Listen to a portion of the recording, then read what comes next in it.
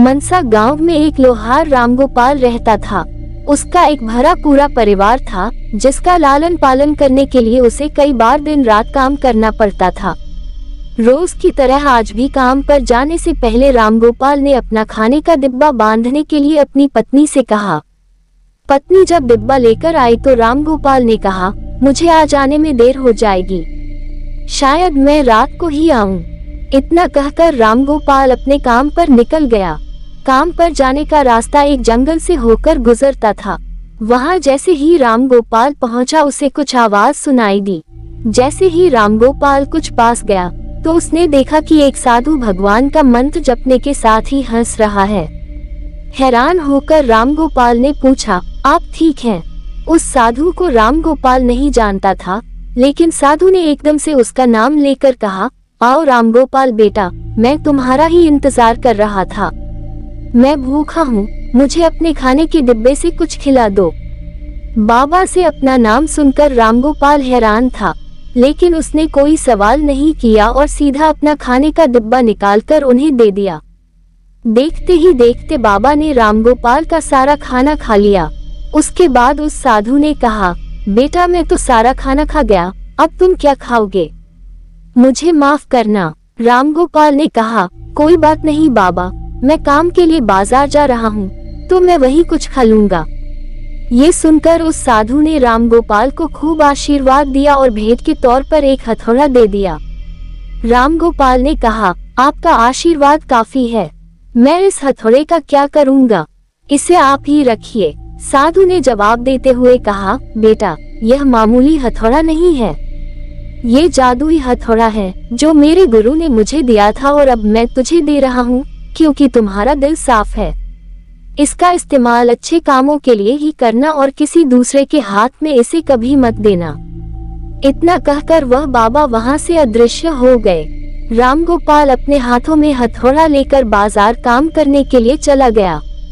औजार बनाने से पहले उसके दिमाग में आया कि आज इसी हथौड़े से लोहा पीटता हूँ। जैसे ही उसने लोहे पर हथौड़े से चोट मारी वो सीधा औजार बन गया। दूसरी चोट में लोहे के बर्तन बन गए। रामगोपाल समझ गया कि यह सही में जादुई हथौड़ा है। वो जो बनाने की सोच के साथ लोहे पर चोट मारता, लोहा सीधा वही बन जाता।